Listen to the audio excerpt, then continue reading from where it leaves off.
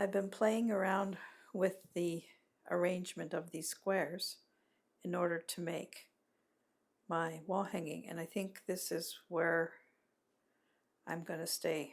I might move that block to that corner, just do these two. So now it's time to put them together.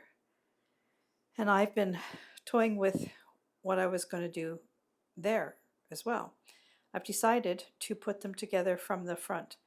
And that sounds weird, but that is something that I saw Catherine Chambers do from K3N, where she attached, instead of flipping this over onto this and sewing it together as a seam, she attached another piece on one side and then brought it over and attached it to the other. So actually what you're doing is covering up the seam with another piece of fabric. You're joining it from the front, and then you turn it over the back and you whip stitch the back together. And I think I'm going to do that because I want it to be nice and flat. I don't want a bunch of bulky seams at the back making it look like it's pieced, if that makes any sense. So what I'm going to do is I'm going to start with these 4 blocks right here. I'm going to start with this red one, and I'm going to give it a try and see what happens. The other thing is I am not going to finish the edges of these at all. I'm going to leave them raw edge, and there's a reason for that. I decided that at some point, if I no longer want this as a wall hanging, don't know why I wouldn't, but if I decided I don't want it as a wall hanging, I can then add on to it. If I don't finish off the edges, I can add on to it as a quilt and actually make a quilt out of it. So that's my thinking for right now. And I can't wait to start putting this together. So I'm going to start with the red blocks. I'm going to move that block there and that block there, though, I think. We'll see. Maybe not. Maybe I'll leave it. Actually, I think I might leave it. And so I'm going to be joining these with red on the top. So maybe I'll leave it because I'll have more red here. And I chose this because at the beginning, when you start to do a log cabin, traditionally the inside is a little square of red. And that's to represent the heart of the home. And so I decided to make the center block, the center one, red. So it mirrors what was going on in each individual block. I don't know if that makes any sense, but that's what I'm going to do. I'm standing on a chair. I dare not go any further because I'll get my head knocked off.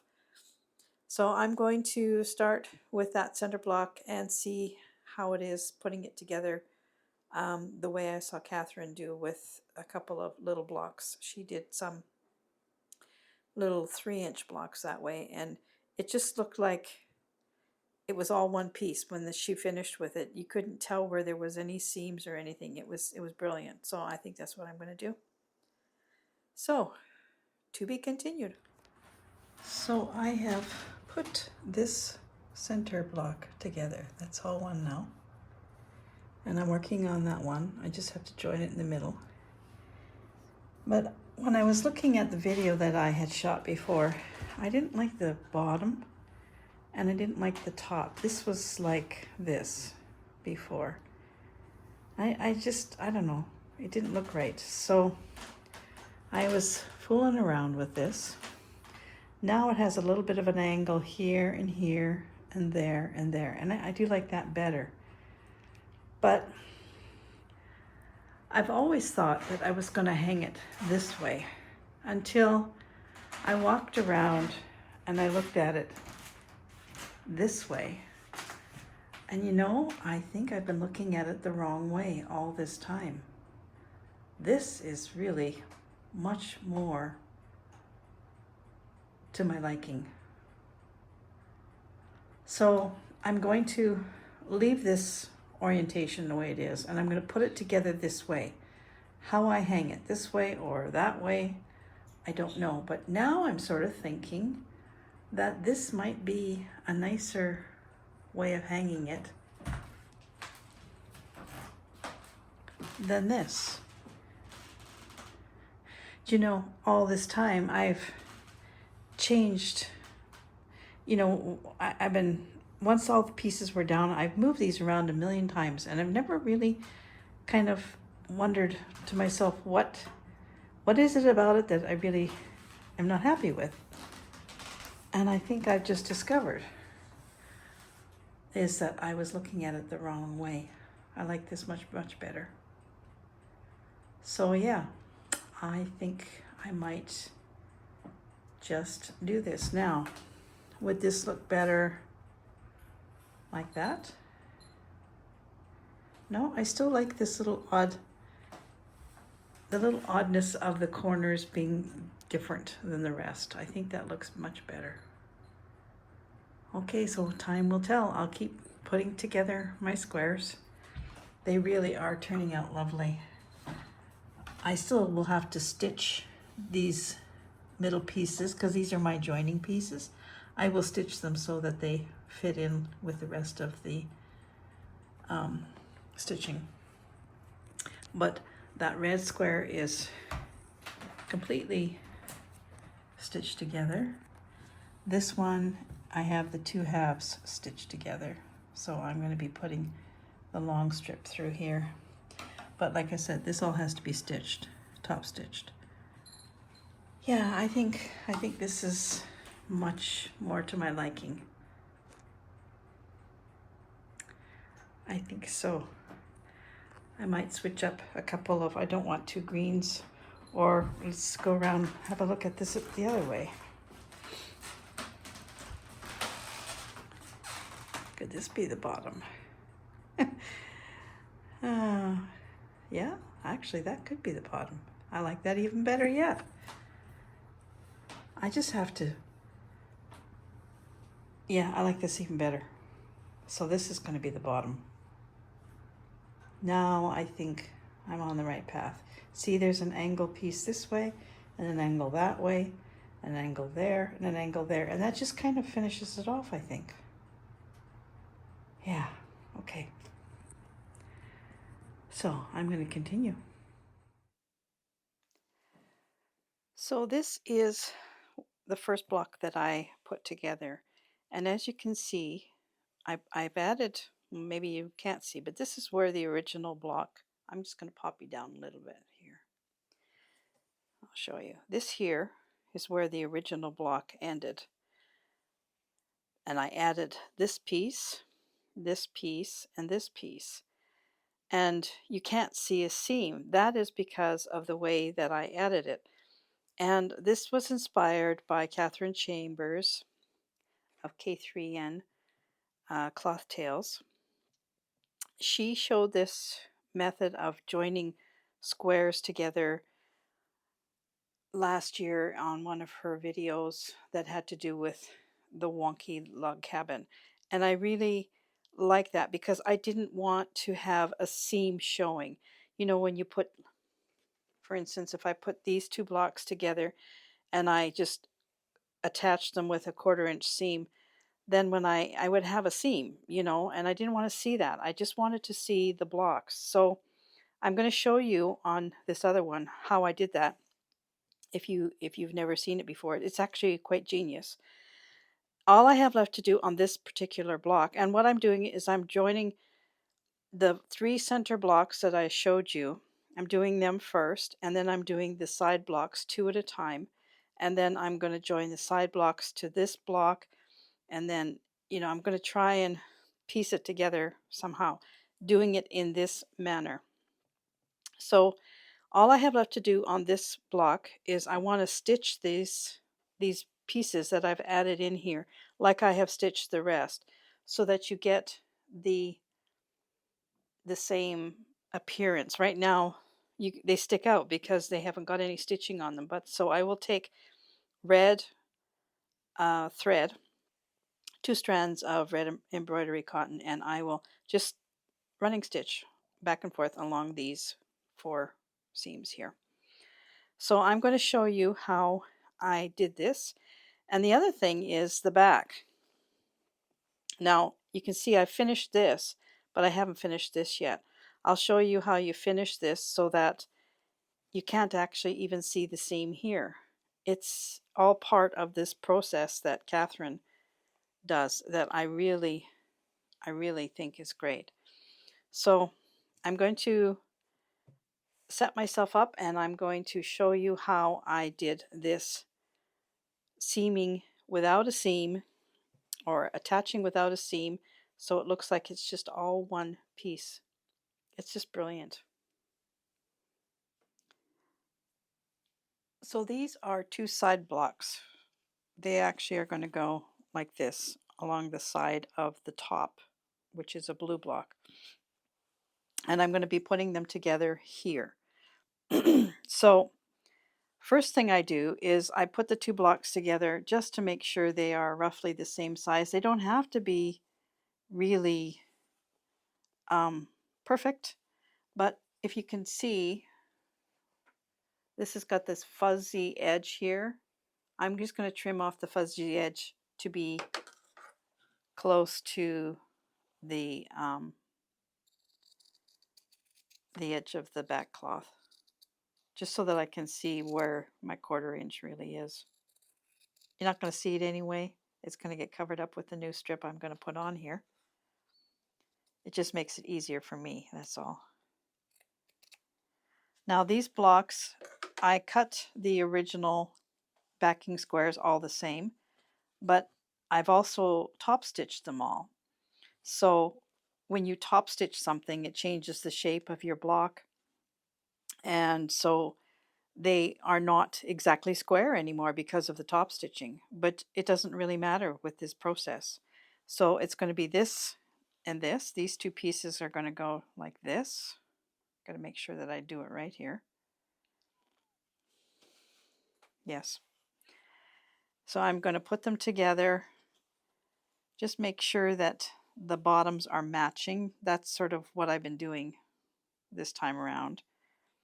They're not exactly even, but that's okay. And I'm going to pin them in the middle here just to hold them from shifting around while I'm stitching. And I'm going to be using a big pin. Just make sure the corners are even.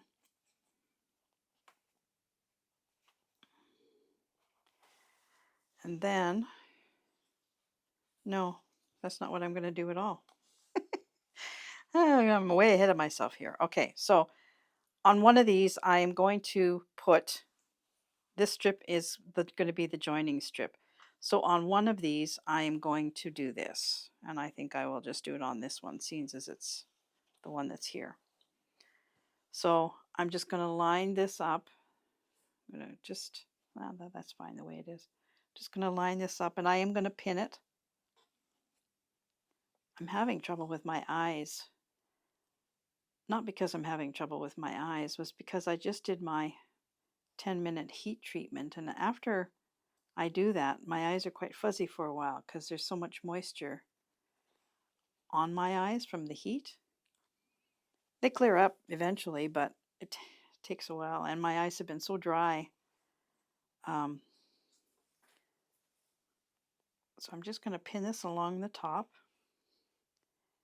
I'm leaving a little bit overhang on here. This one has a bit of a messy corner. But again, I don't care because you're not going to see it. This whole process is very forgiving. It's not, you know, if you're a quilter who has to have everything lined up, you might not like doing this because it is so forgiving. But it all turns out fine in the end. So now I'm going to just draw a 1/4 of a line on here just because it makes me feel better. I can stitch fairly straight, but I'm not going to leave it to chance for something like this. Gosh, I wish my eyes would clear up. So let's see. Yeah, maybe that's better. So I'm just going to draw a 1/4, and again, it's not going to be 100% straight because my block is no longer 100% straight. But I'm going to give it my best shot.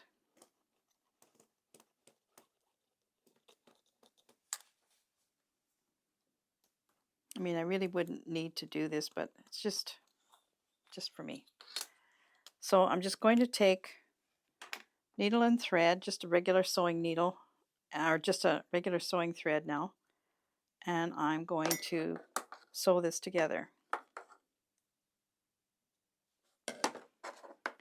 Now when I do this kind of stuff, I keep hitting my microphone, I hope it's not. When I do this, usually when I need a bigger knot. Usually when I do this kind of thing, and I'm sewing, hand sewing something like this, I would do a back stitch all the way along.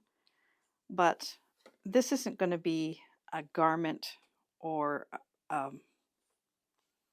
well, who knows what it's going to end up being eventually. But the intention right now is for it to be just a wall hanging. Oh, what the heck happened here? Right off the bat, my thread got messed up. There we go. So I'm just going to do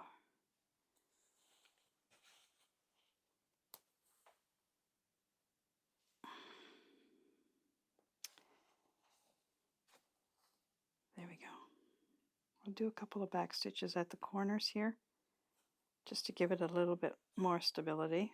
I gotta cut this piece off, it's gonna irritate me. There we go. Gone. Now where's my needle? So this has been kind of what I've been focusing on the last week or so. I have been doing some knitting as well. I've been knitting on that blanket. The, what's it called? Rose something Afghan. I only have one more repeat to do and then I can do the border. So it's coming along, but it is full of mistakes. This is what happens when you start a project and then you put it aside because you break your shoulder for a whole year, you don't touch it, and then you pick it up and you just assume you know exactly where you were, and you're assuming wrong because when you turn it around the other way it's not right. But you can't, I mean, I don't care, it's for me, it's still pretty, and the mistakes are very much hidden. I see them, and an experienced knitter would see them, but again, it's just for me, so I don't really care. I'm going to take these 2 pins out because they poking me.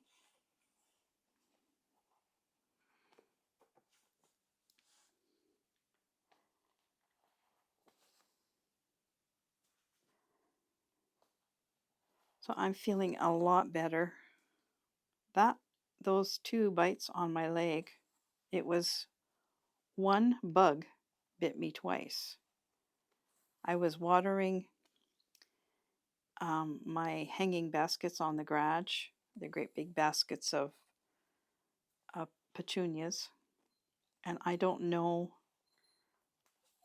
what irritated that bug about me doing that, but it was deer fly. They're a little bit smaller than a horsefly, but oh man, did she attack me. And it was on my leg, and it stung like a bee when she bit me. And I've been bitten by horseflies, but I don't know that I've ever been bitten by a deer fly. And I say she because I looked it up, and it is the female of the species that does the biting. The males are just concerned about the pollen, but the females are the ones that bite. And immediately my leg swelled up to like twice the size. And there was 2 bites, one on top of the other, like one above the other, I should say. And I started to feel sick to my stomach, and my heart started to pound, and I thought, you know, this is not good. I feel almost like I'm having an anaphylactic shock or something. And being a nurse, I know these symptoms of things. So I went in the house and I right away put cold pack on it, and I took an antihistamine because I knew what I should be doing. And of course, the antihistamines that I had in my cupboard were 2 years old. They were actually not very much good, but it was something. So I did that, and it was so painful. Like I can't explain how I was so shocked, really, that a bug bite would do this. I've been bitten by a lot of things, and I've never had that happen before. Okay, so I got this on. So I'm just going to flip it over, and I'm just going to press it open like this. So you see, you can still see where I did my top stitching. Now I'm going to take the other one. Just going to press this down really good. Take the other piece, and this was the side here that I wanted to attach it to, and I'm going to do this. But this is where I'm going to line them up on the bottom and make sure they're nice and even, which they are. And I'm going to take that larger pin and I'm just going to pin them together so they don't wiggle around on me. Then I'm going to go up here and I'm going to start pinning this together. But if you can see what I'm doing here, I'm just going to even this off a little bit. There we go. I'm attaching this, but I'm pushing back here so that it's not, so this seam is away from me so that it's not going to be interfered with when I go to stitch it. And I'm going to pin it back here. There we go. I'm just pushing this seam back with my fingers as I pin this. Yeah, so I really felt ill. I was shocked at how fast I felt ill. So I did that for a while, and I kept taking the anti-inflammatories and putting ice on there. And it really didn't get any better. My leg continued to swell up. So I called the doc and I got some antibiotics, and it took a while. It took a long while actually to actually feel any better. And I kept it elevated. I did all the right things for it. See, it did move even so I didn't want it to. I did everything right, but it took quite a while to straighten out. So it's better now. There's still a hard lump in both the bites. I've kind of toyed with the idea of digging it out myself, but I'm not going to. I'll just, next time I see the doc, I'll ask her what I should do, because there's still like a lump inside both of them. And I had a bite on my forehead from I think it was a horsefly several years ago. And if you ever have noticed on my forehead, I have a big bump on there. That bump stayed, and it's a big bump. It's very noticeable. It looks like a cyst or something, but it was actually from a bug bite too. Okay, so now I'm going to draw my, look at how this moved. And I guess I got to put another pin in there. Now I'm going to draw my line. And then I'm going to stitch. This feels kind of puckery, but it's just the way I've got it pinned. Okay, I'm going to draw my line.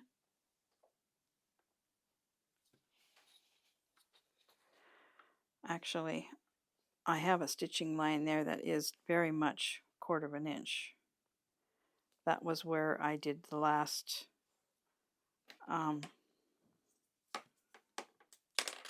piece on my square. But I'm going to draw a line anyway.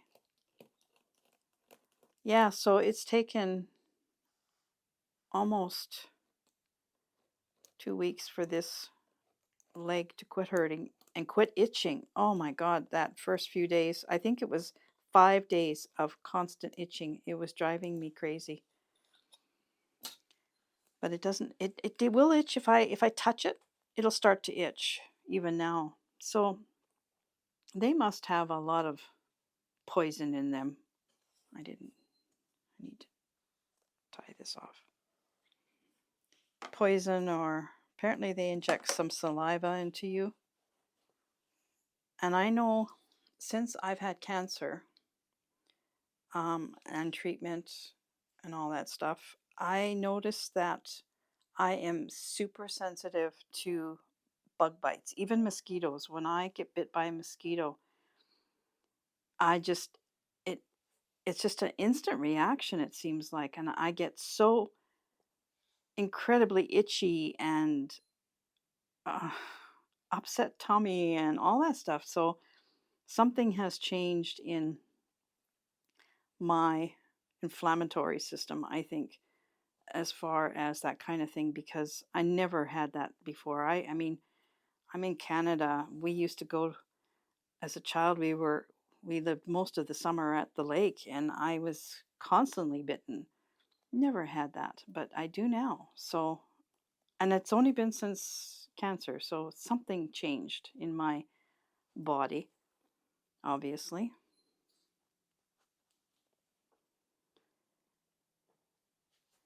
But I'm much, much better. I have done a little bit. Oh, and my poor garden. I can't tell you how bad it is. And we've had extreme heat again. It's been, yesterday was 31 degrees Celsius, and with the humidity, it was over 40. And it was just, it was awful. Everything is drying up and burning up and dying. But I don't know. And we've had severe storms all around us, but we've had no rain. So I don't know. I don't want a severe storm, but I wouldn't mind having some rain. It's not a very good gardening year. Things just aren't growing, even with watering.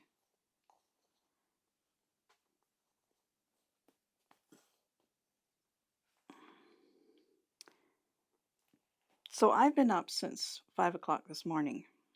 I don't usually get up that early, but I got up. I had the windows closed. Usually I have my windows. I have two windows in the bedroom, and I usually have them open at night. But it was still 29 when we went to bed last night, so I left them closed because we had the air conditioner on.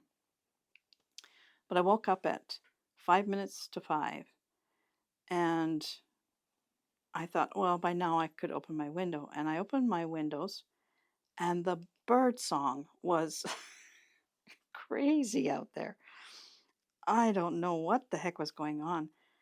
So I've been thinking about putting Merlin on my phone for quite a long time, and I thought, okay, this is a golden opportunity. I could identify some of the bird song, but there was so many all at once.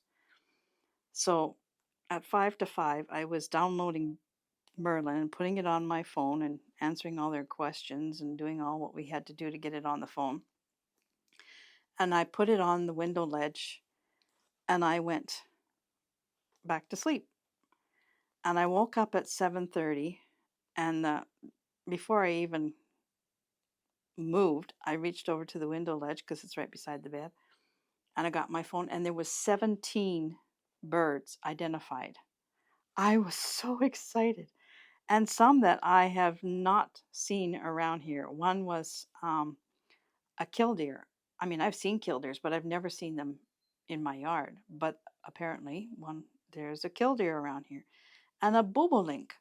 I've never seen a bobolink. I didn't even know what a bobolink was. Well, apparently there's one around here too. There was cedar waxwings. I've seen those. Nuthatches, several different kinds of sparrows, a wren, a robin, of course, a crow. What else? There was 17 different birds. I was just so amazed. So it gives you a list of the birds, and then you can go and, you know, read about them and listen to their bird song and all that stuff. But I wanted to shut the phone. It was still recording, so I wanted to shut the recording part off. And when I recorded it, or shut the recording part off, it all disappeared. So I lost my list. And I was so upset because I really wanted to keep that list. So obviously I have to figure out with this app, how do I save? There is a way to save it, your list, but I lost those 17 birds. It was so amazing. So I am going to have some fun with that. In fact, I think I'm going to get up early in the morning tomorrow and do the same thing. And I thought that I would get my catbird on there, but I haven't heard it in a couple of days. So the municipality has been trimming trees all around. And I know the catbird has a nest in our hedge. But ever since these trees have been coming down and being trimmed, my catbird hasn't been around. Okay, so there we go. I've got, oops, I must have a pin here still. That's wonky. What happened there?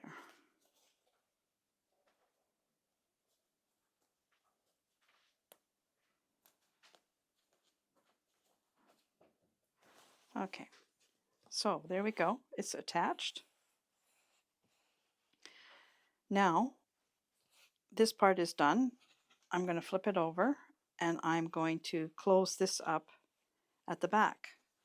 So I'm going to take some white thread.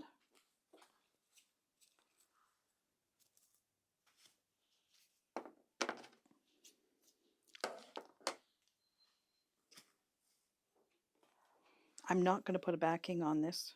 It's a wall hanging. I don't care. And even if it wasn't a wall hanging, I think I might just, if it was a coverlet, or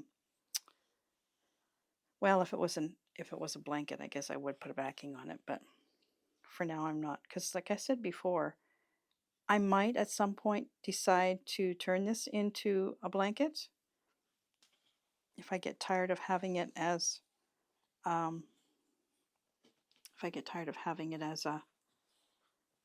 wall hanging. Okay, so I'm going to lay this flat and see how these meet now.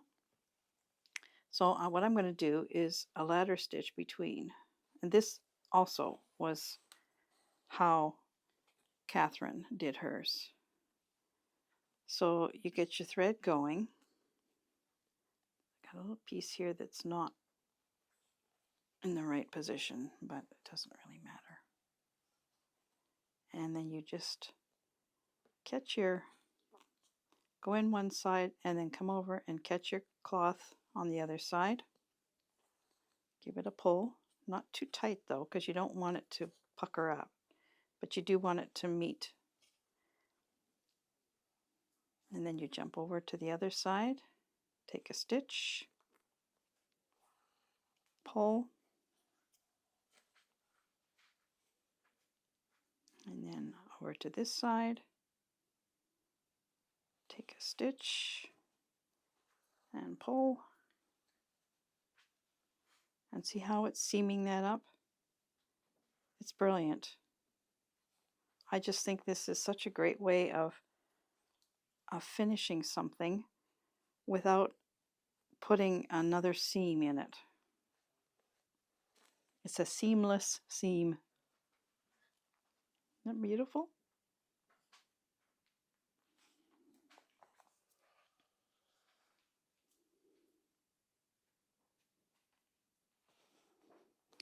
So this is the process I'm doing with all my blocks to get them put together.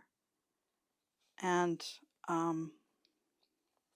it's taking a while, but that's okay. This whole process took a while. This whole piece, I mean, each block, it didn't take long to make the blocks, but to stitch them all. As you can see, there's a lot of stitching in there. And I'm not quite done with the stitching yet because I'm going to have to stitch those center seams. I want to top stitch them so that they just disappear. You're not going to, oops, don't do that. You're not even going to notice that they have been added to the block. When it's all said and done, it'll just look like one big piece, which is just amazing, I think. And I have really enjoyed making these log cabins. I've always loved log cabins, but I've never ever made them, even as a proper quilt. I've never done it. But they've always been one of my very favorite blocks. If I was looking at a quilt book and I saw a log cabin, that would be the one that I would drool over. Oh, I wish I had that. Or I wish I made that. But I'm not really a quilter. I've only made a couple of real quilts, and they weren't quilts. They were wall hangings or small lap type quilts. I've never done a full size quilt in my life. And I really don't want to either. I'm not sad about that. I'm just not a quilter. I would love to quilt, like hand quilt a quilt, but to sew it on the machine, not so much. To piece it, no. Not interested in that part. The quilting part, yeah, I would love to hand quilt a quilt, but I don't want to piece it. This was different because that was all hand done. So it was more attractive to me because this is the part that I like, is the hand sewing.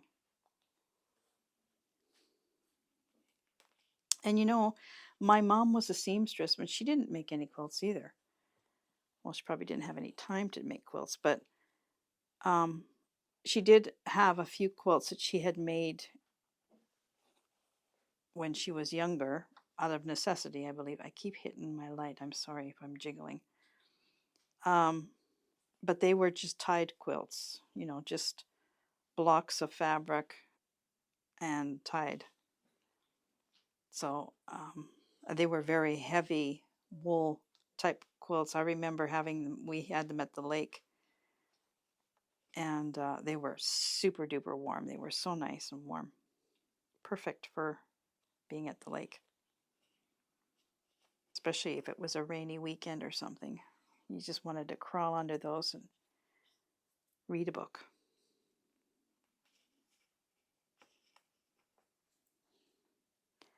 So this doesn't look like it's even, but it actually is. This can all be trimmed, and this will all be covered up. It's not going to affect the straightness of the quilt at all. Ow, I keep doing that, don't I? So now I'm just going to turn this around, and I'm going to do a couple of stitches back here, just to kind of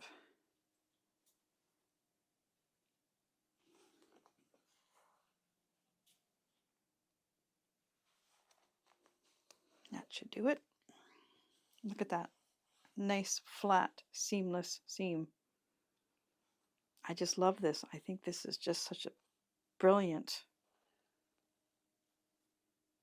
way of doing things. Now, I guess this can be done with a log cabin. You quilters out there, can this be done with other type quilts, do you think? I don't know. I'm not, like I said, I'm not a quilter, but I mean, this suits a log cabin very well. There you go. That seam is, that piece is in there.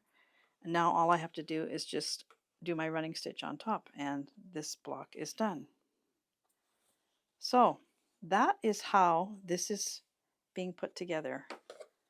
Two blocks at a time. And I just think it's going to be great. This is a corner piece because it has the angle in it. And as you can see, or as you maybe saw at the beginning of this, I kind of fiddled with the orientation of the whole piece, and I think I'm finally happy with how it looks, or how it's going to look. So there you go. That's all I'm going to show you for this week. And if you like this video, give me a thumbs up, give me a comment, give me a like. And everybody, take care of yourselves. Don't get bitten by any bad bugs.